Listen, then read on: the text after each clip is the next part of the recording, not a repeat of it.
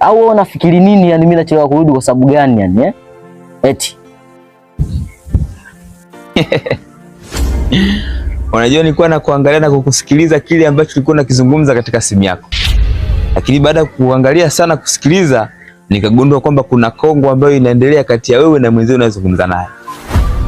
Sasa mimi ndo nikwambie jambo moja. Kwenye maisha yako ogopa sana kufanya maamuzi wakati ukiwa umekasirika. Kwa sababu ukiwa umekasirika unaweza kufanya maamuzi ambayo sio sahihi kwenye maamuzi ambayo ndio sahihi. Lakini usisahau, hautakiwi kuongea sana katika maisha yako. Kwa sababu ukiongea sana unaweza kaongea mambo ambayo ni ya uhalisia wa maisha yako na ukapoteza. Lakini unachotakiwa kukifanya ni kitu kimoja tu. Ni kusikiliza kwa makini sana. Kwa sababu unaposikiliza ndipo unapoweza kuchambua jambo kwa makini na kujua kwamba ni jambo gani baya au zuri ambalo unaweza kukufanya ukaishi vizuri katika maisha yako.